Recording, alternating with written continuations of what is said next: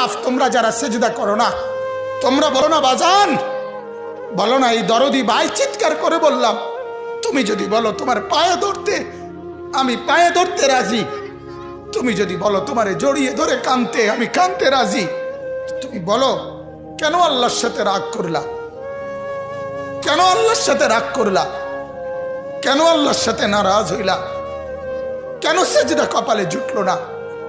কেন মালিকের সাথে সারাদিনের এত কিছুর বিনিময়ে আল্লাহ তাআলা একটা মিস কল দিলে, 2 সেকেন্ডের একটা মিস কল দিলে বন্ধু তুমি টের পাও তোমার মোবাইলে মিস কল আসছে, এত বড় মসজিদে 6টা মাইকের হরন দিয়া আল্লাহু আকবার বলে তোমারে ডাক দেয়, তোমার একটাবারও কানে লাগে না, বিবেকে লাগে না।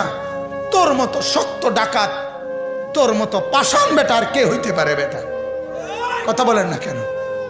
তুই ডাকাত, কত বড় ডাকাত। হ্যাঁ, এজন্য ইনশাআল্লাহ আল্লাহকে রাজি করব। বলেন ইনশাআল্লাহ।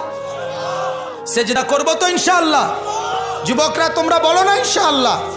নওজোয়ান তোমাদেরকে বলি, আমার আশা ভরসার স্বপ্ন এই নওজোয়ানদেরকে জাগানো। আমি সারা দিন রাত চাই যুবকরা জেগে উঠুক, কারণ আগামীর পৃথিবী, গোটা বিশ্ব 2 ভাগ হবে। এটাই পৃথিবীর পুরা ভবিষ্যৎ।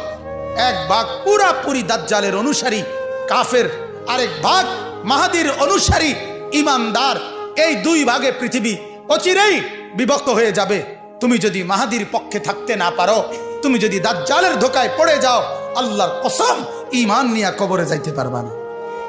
অতএব আমি তোমার ঈমান চাই, আমি যুবকের ঈমান চাই, আমি যুবকের আখিরাত চাই। আল্লাহ তাআলা আমাদের